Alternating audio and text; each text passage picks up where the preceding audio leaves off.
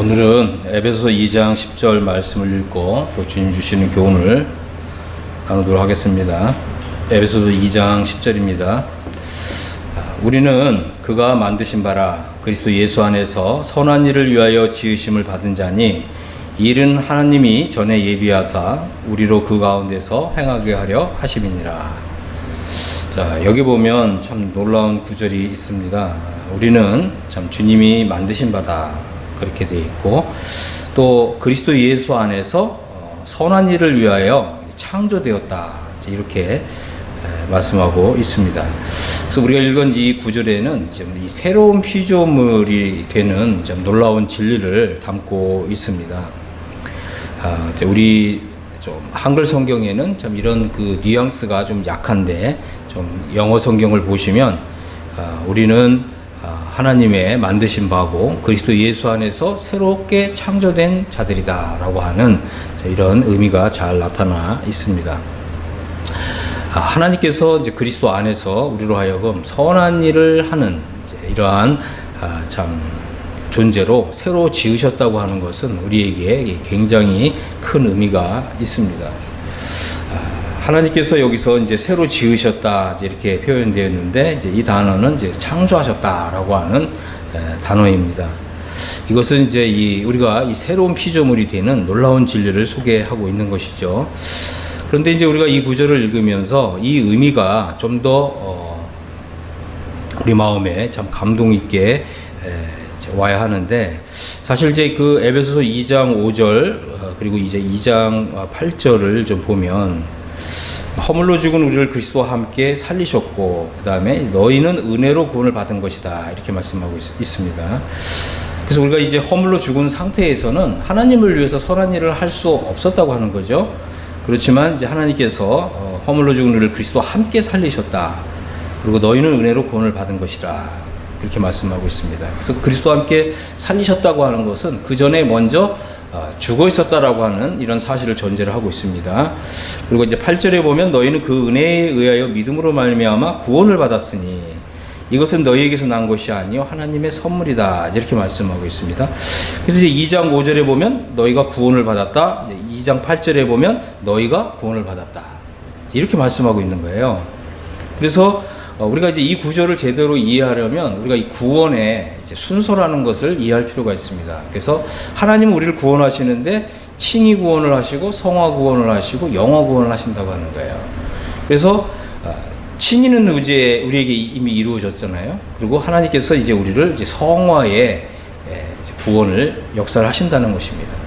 그리고 장래에 우리 몸의 완전한 구속이 이루어지는데 이제 이것을 이제 영화라고 부르는 것이죠. 그래서 사실은 이거죠. 하나님의 이제 구원의 역사는 우리를 구원하고 구원하신다는 거예요. 그 말은 뭡니까? 우리는 구원받고 구원받는다. 우리가 이 개념을 이제 이해를 해야 합니다. 이것은 구약 시대에도 하나님이 이스라엘 백성들을 구원하실 때 이제 이 이스라엘 백성들을 애굽에서 건져내시고 광야에 들어가게 하셨잖아요. 그러나 하나님의 목적은 이제 이 광야에서도 건져내셔서 약속의 땅으로 들어가게 하는 거죠. 그래서 이스라엘 백성의 역사도 보면 구원받고 구원받는 역사였어요. 신약 시대에도 마찬가지로 칭의, 성화, 영화입니다. 그래서 구원받고 구원받는 것입니다. 우리가 이 개념을 정확하게 이해할 필요가 있습니다. 그래서 우리가 이제 이 신약 성경에서 특별히 사도 바울의 서신에서 구원받는다는 단어를 여러분들이 다 한번 찾아보시기를 바랍니다. 그래서 사도 바울이 구원받는 단어를 사용할 때 과거형으로 사용한 게 있고 또 여전히 미래형으로 사용하고 있는 것이 있는 것이죠. 참 우리가 지금 읽은 이 단어는 그죠? 아주 중요한 단어입니다. 바로 이 그리스도 안에서 새로운 창조가 일어났다는 거죠. 그래서 우리가 이 그리스도 안에 있는 사람이 될 때 새로운 창조의 역사를 경험한다라고 하는 이런 뜻입니다. 우리는 사실은 이제 이 옛사람 상태에 있을 때, 그죠? 우리는 옛사람이 이제 이끄는 대로 살아갈 수밖에 없다는 거죠.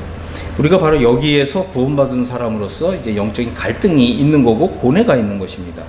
나는 이제 이 하나님의 뜻을 따라서 살고 싶은데 나 속에 있는 이 옛사람이 나를 끌고 다니는 거예요. 그러니까 그리스도 안에서 이제 이런 이 새로운 이 피조물의 삶을 살 수 없는 이제 이런 상태에 빠져 있는 것입니다. 이럴 때 하나님께서 우리를 이제 이 새로운 피조물이 되는 진리를 통해서 이 새로운 피조물이 되는 이런 이 기쁨과 감격을 맛보게 하신다고 하는 것입니다. 그런데 우리가 이제 성경을 신약 성경 전체를 살펴보면 이렇게 새로운 피조물이 되는 진리는 바울 서신에서만 나타나고 있다고 하는 거예요. 그래서 이 로마서가 있고 또 고린도 전후서가 있고 갈라디아서가 있고 또 에베소서가 있고 이제 골로새서가 있습니다. 그래서 우리가 오늘은 이제 이 로마서에 나타나 있는 새로운 피조물이 되는 진리를 살펴보겠습니다. 그리고 계속해서 고린도 전후서에 나타난 새로운 피조물이 되는 진리, 또 갈라디아서에 나타난 새로운 피조물이 되는 진리, 또 에베소서와 골로새서에서 새로운 피조물이 되는 진리를 살펴보도록 하겠습니다. 자, 우리가 이제 고린도후서 이제 5장 17절에 보면 이런 말씀이 있습니다. 그런즉 누구든지 그리스도 안에 있으면 새로운 피조물이라. 이전 것은 지나갔으니 보라 새 것이 되었도다. 그렇습니다. 이렇게 이 새 것이 되는 거, 이런 것이 바로 이제 새로운 피조물이 되는 진리죠. 갈라디아서 6장 14절에 보면 내게는 우리 주 예수 그리스도 십자가 외에 결코 자랑할 것이 없으니 그리스도로 말미암아 세상이 나를 대하여 십자가에 못 박히고 내가 또한 세상을 대하여 그러하니라. 그 다음에 15절에 보면 할례나 무할례가 아무것도 아니로되 오직 새로 지으심을 받는 것만이 중요하니라. 그러니까 이게 이제 새로운 피조물이 되는 진리인 거예요. 그 다음에 우리가 읽은 이제 에베소서 2장 10절, 우리는 그가 만드신 바라 그리스도 예수 안에서 선한 일을 위하여 지으심을 받은 자니. 그 다음에 골로새서 3장 10절에 보면 이제 새 사람을 입었으니 이는 자기를 창조하신 이의 형상을 따라 지식에까지 새롭게 하심을 입은 자니라. 이런 이제 구절들이 바로 새로운 피조물이 되는 이 진리라고 하는 거죠. 그래서 한번 좀 예를 들어 보겠습니다. 우리가 이제 이 고린도 교회를 보면 고린도 교회에는 육신적인 사람들이 많았잖아요. 그래서 사도 바울은 이제 이런 사람들을 이제 그리스도 안에서 어린 아이들이라고 이렇게 표현하고 있습니다. 여기서 이제 이 육신적이라든가 아니면 이제 이 어린아이라고 표현하는 것은 이것은 이제 상태에 대한 진리라는 것입니다. 신분에 관한 진리가 아니라 상태에 관한 진리라는 거죠. 어떤 사람이 이제 구원받았고 어떤 사람이 성도고 또 어떤 사람이 그리스도인인데 이 사람이 상태에 따라서 육신적인 사람이 되고 또 어린아이가 되는 거죠. 그래서 이제 육신적인 상태에서 이렇게 벗어나는 거, 그죠? 그런 사람들이 바로 이제 이 로마서 8장에 있는 사람들인 거예요. 영 안에 있는 사람들, 또 하나님의 아들들이 된 사람들, 이런 것입니다. 그래서 이것은 이제 이 신분에 관한 진리가 있잖아요. 우리는 이제 하나님의 생명을 받아서 성도고 또 이제 의인이고 이런 것들은 다 이 신분에 관한 진리입니다. 그래서 칭이라고 하는 것은 신분에 관한 진리라고 하는 거죠. 하지만 이제 성화에 관련된 진리는 상태에 관한 진리라고 하는 것입니다. 그래서 사실은 이제 우리가 이 신분과 상태가 일치해야 되는 거예요. 그래서 우리가 이제 로마서를 보면 우리의 신분과 상태가 일치하는 게 바로 로마서 8장입니다. 바로 생명의 성령의 법으로 살고 성령의 인도함을 따라 살고 하나님의 아들들로 살고 이제 이러한 진리들이 바로 이제 이 새로운 피조물이 되는 진리에 속한 진리라고 하는 것입니다. 칭이라는 것은 모든 그리스도인들에게 이미 공통적으로 이루어진 걸 말하는 거죠. 하지만 성화는 다르죠. 성화는 어떤 사람에게 이루어졌을 수도 있고 이루어지지 않았을 수도 있고 또 어떤 사람들의 경우에는 이루어졌는데 그 상태에서 떨어질 수도 있고 이런 것이 바로 상태에 관한 진리고 성화에 관한 진리라고 하는 것입니다. 그래서 우리가 이제 이 새로운 피조물이라고 하는 이런 구절들을 잘 보면 이 문맥을 보면 이 진리들이 항상 칭의와 연관해서 나타나는 것이 아니라는 거예요. 새로운 피조물의 진리는 항상 상태에 관한 진리와 함께 나타나고 있다고 하는 것입니다. 그래서 한번 좀 예를 들어 보겠습니다. 예를 들어서 우리가 어떤 이제 그리스도인들에게 뭐 이렇게 한번 질문을 해보는 거죠. 당신은 새로운 피조물입니까? 이렇게 질문하면 많은 사람들이 그렇게 크게 고민 없이 예, 저는 이제 새로운 피조물이 됐습니다. 이제 이렇게 대답합니다. 그러면 이제 또 질문을 바꿔서 그럼 당신은 새로운 피조물로서 오늘 하루를 어떻게 살았습니까? 이렇게 질문하면 당신은 새로운 피조물로서 오늘 하루를 살았습니까? 이렇게 질문하면 대부분 사람들이 아닙니다. 이렇게 대답을 한다는 거죠. 저는 제 속에 이 죄와 육신과 자아 때문에 갈등하고 고민하는 이런 삶을 살았는데 제가 어떻게 감히 새로운 피조물로서 오늘 하루를 살았다고 대답할 수 있겠습니까? 저는 새로운 피조물로서 삶을 살지 못했습니다. 대부분 이런 식으로 대답을 한다고 하는 거예요. 자, 이것은 왜 그렇습니까? 이것은 새로운 피조물이 된다고 하는 진리를 그저 예수님을 믿고 구원받고 이것과 이제 같은 거로 생각하기 때문에 그런 것입니다. 이제 새로운 피조물이 되는 진리를 신분에 속한 또 이 칭의에 속한 이런 진리로 이해하기 때문에 이런 현상이 나타나는 것이죠. 하지만 정작 당신은 정말 새로운 피조물이 되었을 때 그런 어떤 기쁨과 감격과 감동을 맛본 적이 있습니까? 이렇게 질문하면 대부분 그런 게 없다는 거예요. 대부분 이런 새로운 피조물이 되는 것을 구원받는 것하고 같은 것으로 여기고 있다고 하는 것입니다. 그래서 우리가 이 새로운 피조물로서 어떤 기쁨, 감격, 감동을 받고 새로운 피조물로서의 삶을 살아가려면 새로운 피조물이 되는 진리를 배워야 한다고 하는 것입니다. 그래서 이 새로운 피조물이 되는 진리는 오직 바울 서신에서만 우리가 발견할 수 있다고 하는 것입니다. 그래서 새로운 피조물이 되었다라고 하는 이런 믿음이 오게 되면 우리는 한 단계 더 높은, 한 차원 더 높은 이런 신앙생활을 하게 된다고 하는 것입니다. 우리는 이제 이 로마서를 통해서 새로운 피조물이 되는 진리를 볼 수 있습니다. 우리는 이 고린도 전후서를 통해서 새로운 피조물이 되는 진리를 발견할 수 있습니다. 우리는 또 갈라디아서를 통해서 새로운 피조물이 되는 진리를 발견할 수 있습니다. 우리는 에베소서를 통해서 새로운 피조물이 되는 진리를 발견할 수 있습니다. 또한 우리는 골로새서를 통해서 새로운 피조물이 되는 진리를 발견할 수 있습니다. 그래서 우리가 이제 이런 새로운 피조물이 되는 이런 진리를 이제 관심을 갖고 그럼 어떻게 로마 교회는 새로운 피조물이 되었을까? 우리가 이제 이런 관점으로 로마서를 읽어야 된다고 하는 것입니다. 또 마찬가지로 고린도 교회는 어떻게 새로운 피조물이 될 수 있었을까? 그죠? 또 갈라디아 교회들은 어떻게 새로운 피조물이 될 수 있었을까? 에베소 교회는 어떻게 새로운 피조물이 될 수 있었을까? 또 골로새 교회는 어떻게 새로운 피조물이 될 수 있었을까? 우리가 이제 이런 관점을 가지고 성경을 읽게 되면 이 새로운 피조물이 된 진리가 열린다고 하는 것입니다. 그래서 저는 이제 오늘 로마 교회는 어떻게 새로운 피조물이 되었는가 이 부분을 이제 살펴보고 또 이제 시리즈로 또 다음 주에는 고린도 교회는 어떻게 새로운 피조물이 될 수 있었을까 이렇게 차례차례 좀 살펴보도록 하겠습니다. 이 새로운 피조물이 되는 진리는 그죠? 내가 그리스도와 함께 죽었다고 하는 믿음, 내가 그리스도와 함께 살리심을 받았다고 하는 이 믿음과 함께 시작된다고 하는 것입니다. 로마 교회는요, 믿음을 통해서 의롭다함을 받았다고 하는 이런 진리 위에 서 있었습니다. 하지만 이제 이 로마 교회가 가지고 있었던 고민, 갈등은 이제 우리가 지은 죄들은 예수님의 피를 통해서 깨끗하게 사함을 받았다고 하는 이런 이 칭의에 속한 진리에 서 있었습니다. 그런데 이제 로마 교회가 고민했던 문제는 뭐냐면 내 속에 거하는 이 죄, 이게 단수잖아요, 단수. 내 속에 거하는 죄. 이건 이제 sin, S-I-N이란 말이에요. 그죠? 이것을 이제 우리는 이제 죄성이라고 번역할 수가 있어요. 그래서 우리가 지은 죄들, 그리고 우리 속에 거하는 죄, 이게 이제 다른 거죠. 그래서 우리가 이제 사도 바울의 서신을 읽으려면, 그리고 또 이 칭의와 성화의 진리의 차이점을 이해하려면 이 죄들과 죄, 신즈와 신을 구분할 줄 알아야 됩니다. 왜냐하면 신약 성경을 이걸 철저히 구분하고 있기 때문에 그렇습니다. 그래서 우리가 지은 죄들은 죄의 열매들을 가리키죠. 이것은 예수님의 피를 통해서 깨끗하게 사함을 받았습니다. 그러니까 영원한 죄 사함을 받은 거죠. 영원한 속죄가 이루어진 거예요.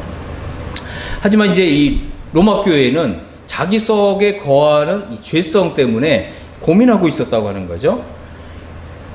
그래서 이 죄성이 어떤 힘을 받게 되면 나 자신을 무력하게 되고 이 죄가 나를 끌고 가는 대로 그렇게 실패하는 삶, 패배하는 삶을 살고 있었다고 하는 것입니다. 그래서 로마서 7장 23절에 보면 이런 말씀이 있잖아요. 내 지체 속에서 한 다른 법이 내 마음의 법과 싸워 내 지체 속에 있는 죄의 법으로 나를 사로잡는 것을 보는도다. 그렇습니다. 내 안에 이제 이 죄성이 나를 강하게 사로잡으면 내가 원하지는 않은데 나는 어떻게 하나님을 위해서 아름다운 열매를 맺고 싶고 거룩한 삶을 살고 싶은데 이 죄성이 나를 장악하게 되면 어떻게 된다고요? 나는 이 죄의 노예가 되고 죄의 이 종이 되어서 죄의 법 아래로 사로잡혀 가는 거예요. 그래서 꼼짝없는 이 죄의 포로되는 이런 삶을 살게 된다고 하는 거죠. 그래서 이런 삶이 굉장히 괴로운 거예요. 힘들고 괴로운 거예요. 그래서 오라 나는 공고한 사람이로다. 오라 나는 비참한 사람이로다. 이런 탄식을 하게 되는 것입니다.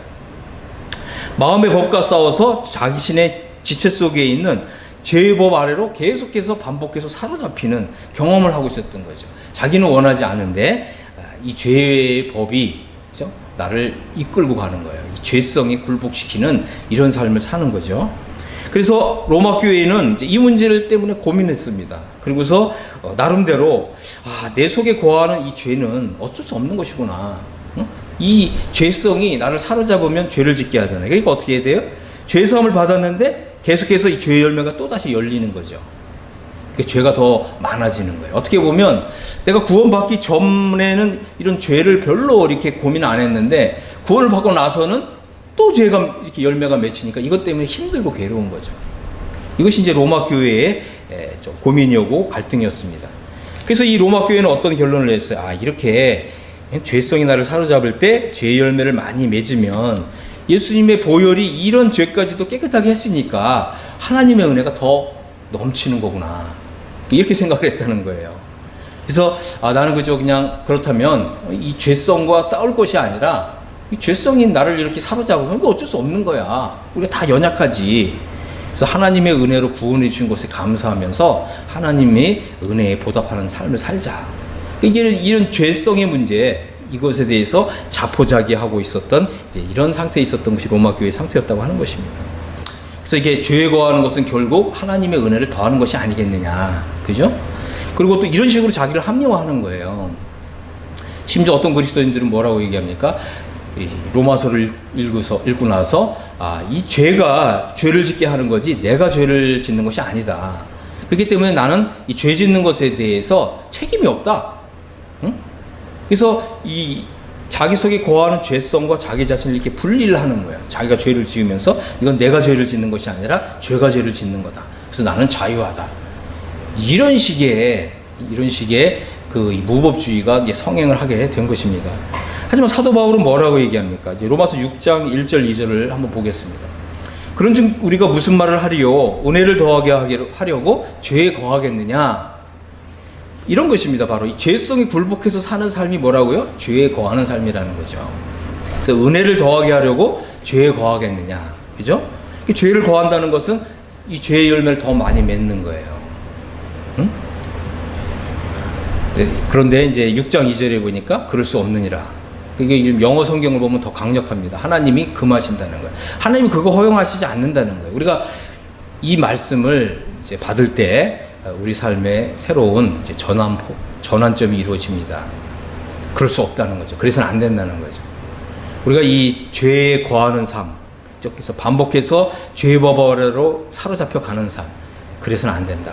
왜 그렇습니까? 이 말은 뭐냐면 하나님이 이것에 대한 대비책을 마련하셨다라고 하는 거예요. 바로 여기에 새로운 희망이 있는 것이죠. 하나님은 이제 우리에게 이제 로마서 6장에서 어떤 진리를 소개해 주시냐면 죄에 대하여 죽는 진리를 소개하는 거예요. 응? 우리가 죄에 대하여 죽었다고 하는 이 진리를 소개하고 있습니다. 바로 여기서 이제 우리 신앙생활의 전환점이 오는 것입니다. 죄에 대하여 죽는 진리가 있다고 하는 거죠. 내가 죄에 대하여 죽었다라고 하는 이런 진리가 있다고 하는 것입니다. 우리가 이제 이 많은 신학자들의 이제 이런 성화에 관련된 이런 진리를 살펴보면, 특별히 또 이런 청교도들의 이제 이런 신앙을 살펴보면, 이 청교도 신학자들은 내 속에 있는 죄를 죽이려고 하는 이런 신앙을 가지고 있었어요. 그래서 이걸 이제 죄 죽임의 신학이라고 부릅니다. 여러분, 한번 여러분 속에 있는 이 죄를 죽이고자 노력해 본 적이 있습니까? 과연 이것이 성공할까요? 성공하지 못합니다. 우리 속에 있는 죄를 죽일 수가 없어요. 이게 해결되는 게 아니에요. 이게 예수님의 피를 통해서 내 속에 있는 이 죄성, 단수요, S-I-N, 이것을 해결되는 게 아니에요. 하나님 방법은 따로 있습니다.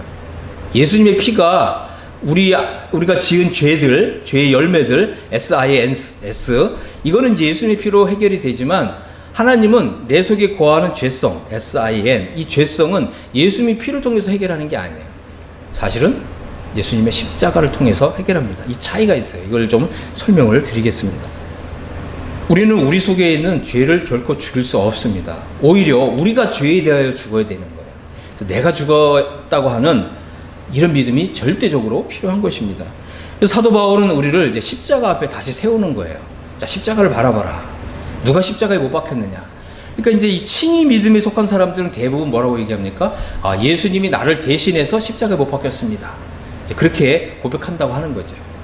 이것은 바로 이 칭의에 속한 진리를 믿는 믿음인 것입니다.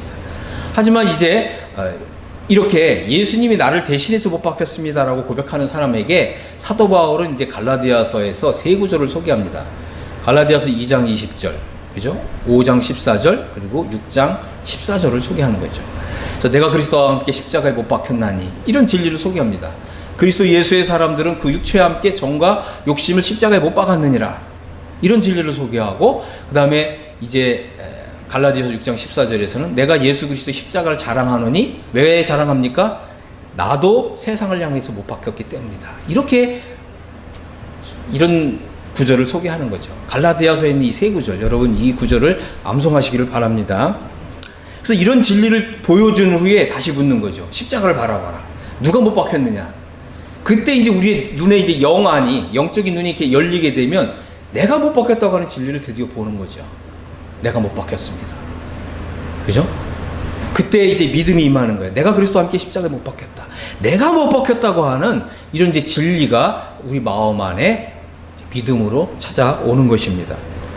그렇습니다. 우리가 이제 우리 영혼이 열려서 내가 십자가에 못 박혔다고 하는 이것이 보이게 된다면 이제 우리 믿음은 로마서 6장 5절로 와야 됩니다. 6장 5절에 사도 바울이 이렇게 얘기했죠. 만일 우리가 그의 죽으심과 같은 모양으로 연합한 자가 되었다면 또한 그의 부활과 같은 모양으로 연합한 자가 되리라, 이렇게 얘기했어요. 여기서 이제 만일이라는 단어를 썼죠. 이 만일이라는 단어는 이것은 모든 그리스도인들에게 다 이루어졌다는 말이 아니에요. 이것은 만일이라는 단어는, if라는 단어는 개인적으로 이 믿음을 행사한 사람만 여 안에 들어간다, 이런 뜻입니다. 그래서 이제 우리가 이제 이 구절을 좀 영어 성경을 보니까 이렇게 돼 있어요. 만일 우리가 그리스도의 죽으심 안으로 함께 심겨졌다면, 이렇게 돼 있어요. 여러분 한번 이제 킹제임스 성경을 한번 찾아보시기를 바랍니다. 그래서 내가 그리스도와 함께 못 박혔다, 이 진리를 단순히 보는 게 아니라 나의 믿음을 사용해서 내가 그리스도와 함께 이 죽음 속에 함께 심겨져야 된다는 거예요. 이 말은 뭐예요? 내가 이런 믿음을 사용해야 된다. 그래서 오 하나님 감사합니다. 내가 그리스도와 함께 십자가에 못 박혔습니다. 오 하나님 저를 십자가에 못 박아 주셔서 감사합니다. 이런 믿음을 고백할 수 있는 사람이야말로 이제 이 믿음이 이루어진 거죠. 오 하나님 저를 십자가에 못 박아 주셔서 감사합니다. 이게 바로 내가 그리스도와 함께 죽었다는 믿음이 임한 사람이라고 하는 것입니다. 그럴 때 이제 사도 바울은 로마서 7장 5절에서 이렇게 얘기합니다. 우리가 육신에 있을 때에는 율법으로 말미암는 죄의 정욕이 우리 지체 중에서 역사하여 우리로 사망을 위하여 열매를 맺게 하였더니. 그렇습니다. 우리가 구원받았는데 육신에 있는 사람은 어떻게 된다고요? 율법으로 말미암는 죄의 정욕이 우리 지체 중에 역사해서 사망을 위해서 열매를 맺는다는 거예요.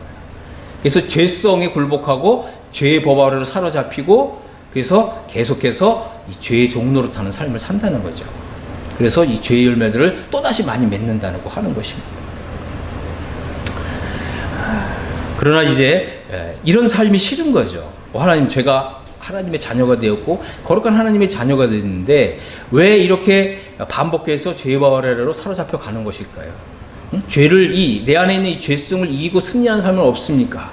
이렇게 하나님 앞에 나아가서 묻는 사람들에게 하나님이 이 진리를 보여주시는 거예요. 그래서 이제 내가 그리스도와 함께 죽었다는 믿음을 갖게 되면 이제 7장 6절에 이제는 우리가 얽매였던 것에 대하여 죽었으므로 율법에서 벗어나게 된다. 아멘. 이러므로 우리가 영의 새로운 것으로 섬기게 되고 율법 조문에 묵은 것으로 섬기지 않게 된다. 아멘. 바로 이것이 이제 우리 삶에 있어서 새로운 전환점인 것입니다. 우리가 육신에 있었을 때는요, 다시 말해서 내가 그리스도와 함께 죽었다는 믿음이 오지 않은 상태에서는 우리는 육신대로 살 수밖에 없고 죄의 정욕을 따라 살 수밖에 없다고 하는 거죠. 왜 그렇습니까? 이 죄성이 나를 이끌고 가니까, 사로잡아 가니까. 하지만 내가 그리스도와 함께 죽었다는 믿음을 갖게 되면 더 이상 이 죄의 법이 나에게 작용하지 않는다는 거 하는 것입니다.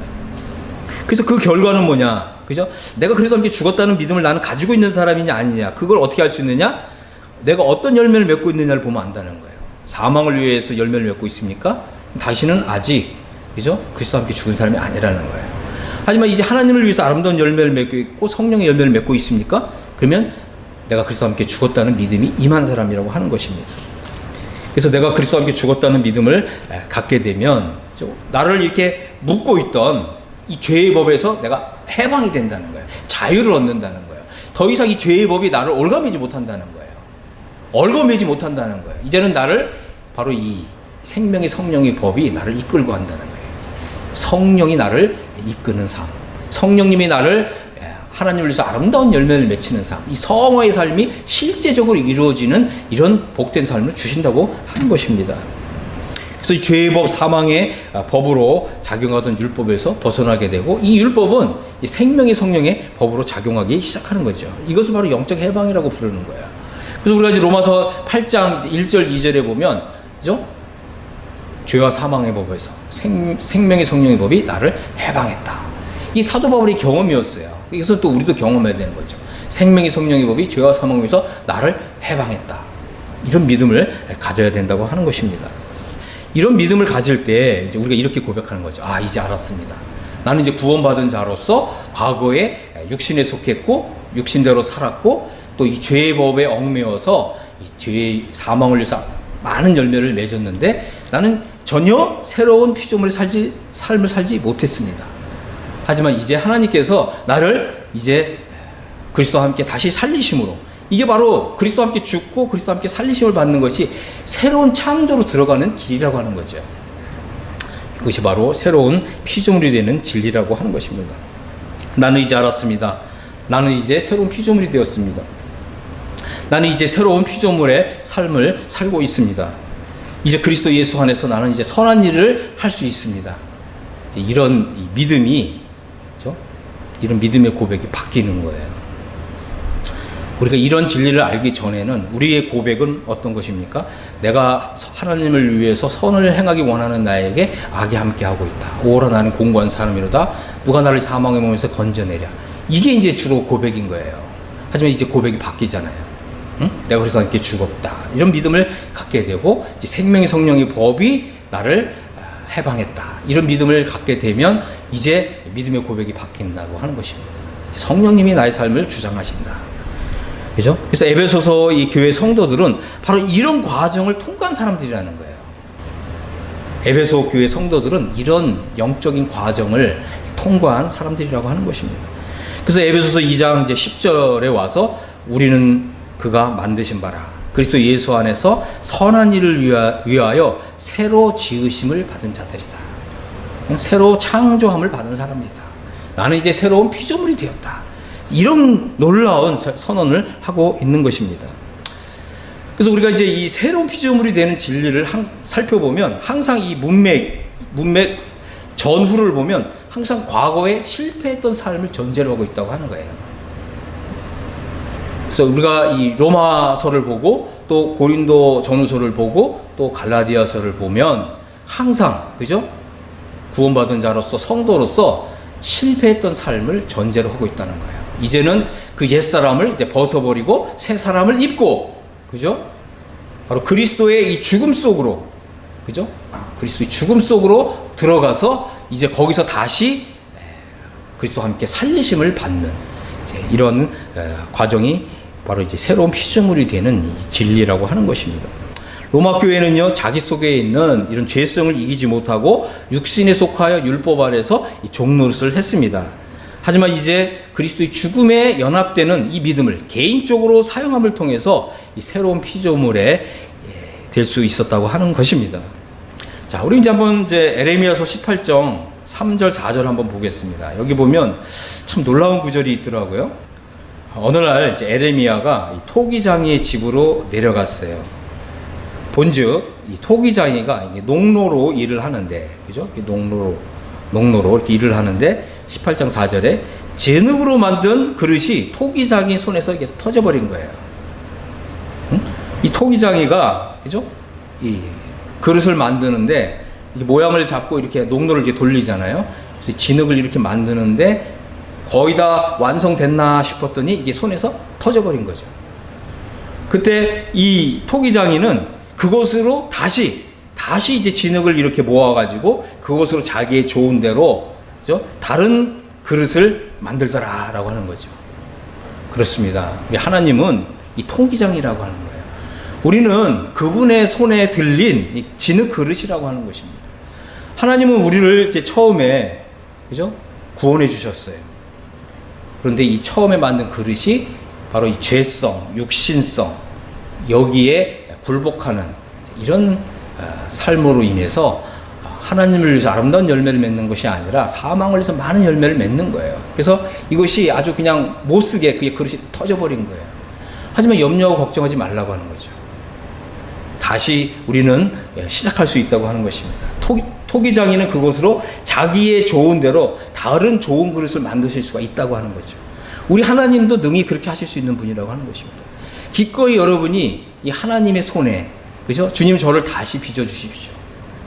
여러분들이 기꺼이 하나님의 손에 여러분 자신을 맡길 수 있다면, 그리고 그리스도의 이 죽음 속에 들어가서 이 하나님의 그 손에 완전히 여러분이 들려지게 된다면, 여러분이 하나님께 다시금 완전히 항복하고 나서, 주님 저는 이제 구원을 받았지만, 그죠? 저는 성화의 삶에 실패했습니다.